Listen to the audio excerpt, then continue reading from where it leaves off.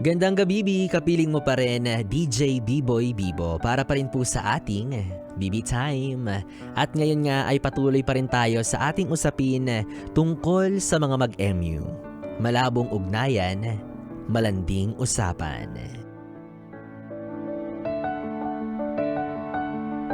Basahin natin ang mga mensahe ng ating mga bibi na nagbahagi ng kanilang saloobin at experience sa aking Facebook page, DJ B-Boy Bibo, DJ B-I-B-O-Y, B-I-B-O.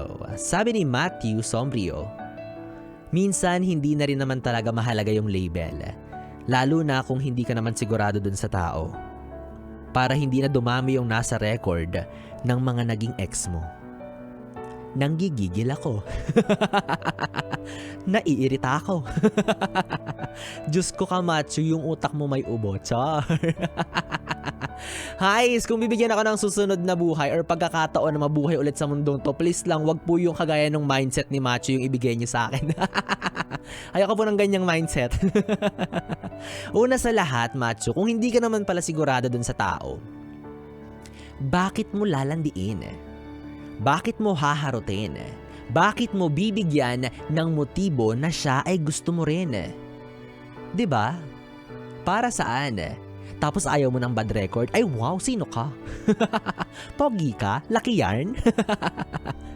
Gigil mo ko, Macho. Sabi naman ni Shaira Voluntad, na-experience ko yan way back college. Nakakapraning. Hindi ko alam kung paano ko siya pagbabawalan, hindi ko alam kung paano ko siya lalambingin, pero ramdam ko naman na gusto namin ang isa't isa kasi siya ay nag-I love you rin. Label na lang talaga ang kulang. Ay nako, yan yung mga tinatawag nating mixed signals, di ba? Yung pinapakita niya sa'yo na gusto ka rin niya, na interesado siya sa'yo, pero pag tinanong mo, sasabihin niya, ay, di pa ako ready. Ay, hindi naman talaga ikaw yung type ko eh. Kung suntukin kita. Charot. Naging violente bigla. Naging brutal. Okay, pero no pressure din naman talaga doon sa mga tao or mga nagmamahal na hindi pa daw talaga totally ready. Hindi pa handa. Sige, let's give the benefit of the doubt na given na hindi ka pa ready, na hindi ka pa totally settled to have that partner or that person in your life. Pero please lang, at least give that person an assurance na someday you will pursue him or her.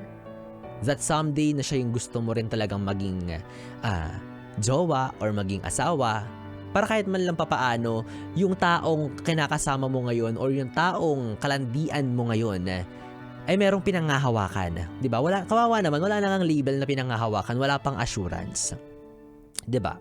So sabi naman ni Ira Cruz, kapag ganyan yung kapartner mo, bitawan mo na. Kasi panigurado, kaya ayaw niyan mag-settle sa'yo kasi naghahanap pa siya ng iba. Correct? So baliwala kahit sabihan ka pa niya ng matatamis na salita. Ay, ganun pala yun, Ira. Ganun pala yun. Kala ko pag malambing, dapat ginajowa agad or nilalandi rin agad. Hindi pala, 'di ba? So, tama naman si Ira, 'di ba? May mga ganyan tao, yun nga, kagaya ng sinabi ko kanina, hindi pa ready mag-commit, hindi pa totally handa. Kasi, sad to say, nag-aabang pa rin siya or looking forward pa rin siya dun sa possibility na makahanap siya ng iba, makahanap siya ng much better sa'yo. So, nananatiling bukas yung pintuan niya, pati bintana, bukas na bukas para doon sa posibilidad na makahanap siya ng mas pogi or mas maganda sa'yo or mas gusto niya kumpara sa'yo. Masakit man isipin, pero yun talaga yun eh. Hindi naman tayo kasi si Daniel Padilla, hindi naman tayo sila sa Soberano. 'Di ba? At the same time, sobrang bothering yung ganong setup ng relasyon. Yung wala kang total assurance doon sa taong nakakasama mo. 'Di ba? Aso nga may label na nakasabit sa leeg para hindi mawala, para hindi maagaw ng iba. Tapos ikaw na parang aso na nakakahabol sa kanya, nagkakandarapa ka na please, label lang. Label lang hinihingi ko, label lang naman. 'Di ba? Kung iisipin mo tama, label lang naman. Ano nga naman bang magiging difference kung tatawagin mo na siyang boyfriend o girlfriend? Wala naman magbabago sa ginagawa nyo sa kung paano nyo ituring yung isa't isa. Pero kasi iba pa rin yung feeling na meron kang pinanghahawakang titulo. 'Di ba? Bigyan kitang lupa ngayon, pero hindi ko ibibigay sa iyo yung titulo, magiging panatag ka ba? 'Di ba hindi? So yun yung purpose ng label na tinatawag. 'Di ba? Minsan kapag nakakakilala tayo ng mga ganyan tao na hindi handa or ayaw ng label, walang kasiguraduhan kung gusto ka ba talagang i-pursue ng mga ganyan eh. Siguro napanatag siya, na sweet siya sa'yo, sweet ka rin sa kanya, tapos ayun, nakampante na siya sa ganyang setup ninyong dalawa. Naakala niya okay ka na rin doon. Kaya takang-taka ka, sabi mo, ha? Diba ang meaning ng MU, mutual understanding? Bakit biglang naging misunderstanding? Bakit hindi na nagtutugma yung goal nyo sa samahan nyo na yan? Diba? Take note ha, samahan. Samahan lang. Kasi wala naman kayong relasyon. Sabi ni Kuya Joshua, ending, walang label pa rin bet ni B-Boy. Wag mo akong binubuking Kuya Joshua, kunyari nga, seryoso ka dito. Nakakainis, binubuking ako ni Kuya Joshua. Well, going back, yun na nga, diba? Buti pa yung mga marites sa inyo. May label yung asosasyon, samantalang kayong dalawa wala. Anong tawag sa inyo? Wala. Magkaibigan. Magkaibigan na nagtsutsuk-tsakan. Char. Alam mo, feeling ko yung iba excuse na lang din talaga nila yun eh, kasi nagtitipid sila. Isipin mo nga naman, 'di ba? Kung walang kayo, kung wala kayong label, wala kayong monthsary na kailangan i-celebrate.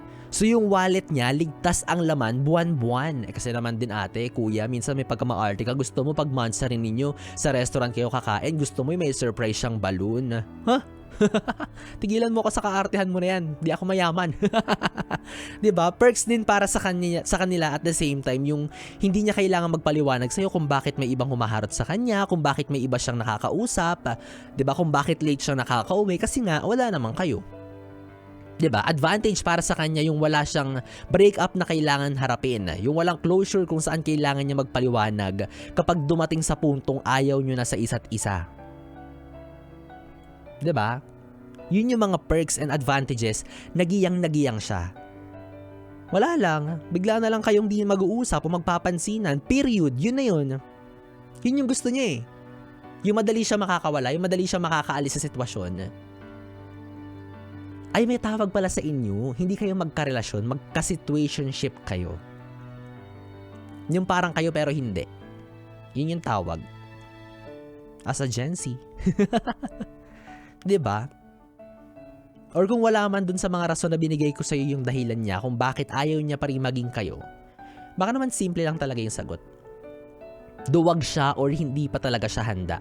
Well, kung hindi ka pa talaga handa, pues, wag kang makipaglandian as if para kang jowa. Wag kang magpaasa ng taong jowang-jowa na. Kasi ang hirap din para sa amin yung biglang nakarelate. 'Di ba? Kaya nagtataka na yung mga taong nakapaligid sa inyo kasi hindi naman kayo pero lagi kayong nag-uusap, lagi kayong nag-update sa isa't isa. Ano ba talaga kayo? Updated. So bottom line, 'di ba? Utang na loob, paalala para sa lahat. Ito yung katagang iiwan ko ngayong gabi at sana itatak nyo to sa kokote ninyo. Wow. Bottom line, wag mong landiin kung hindi mo naman jojowain. Boom! Oh, alam mo na yan. The best ka na yan. Well, anyways, 3 oras nabibi tayo mga ating pinagsamahan. Ewan ko na lang kung nabitin ka pa dyan. Pero pwede mo pa rin naman na ituloy natin ang kwentuhan, lambingan at harutan sa aking social media platforms. Sa Facebook, Instagram at TikTok. I-search at i-follow nyo lamang po DJ B-Boy, Bibo, DJ B-I-B-O-Y, B-I-B-O. Yung nakatabi mula alas 9 hanggang alas 12 para sa ating BB Time. Ako pa rin to ang BB mo sa radyo, DJ B-Boy, Bibo. At para sa ating susunod na awitin, para sa inyo na pinagtagpo at tinadhana na sana, pero never naman naging magjowa. Here's Tadhana by Up Dharma Down with their song Tadhana. Hatid sa'yo ng huntahan ng mga young and fresh, ang 101.1, yes, the best. Good night, BB. Mwah, mwah. Yes, the best.